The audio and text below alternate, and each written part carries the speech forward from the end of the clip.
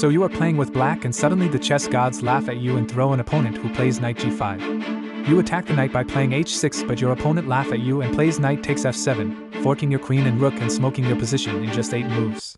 But now we use some witchcraft that took over the game.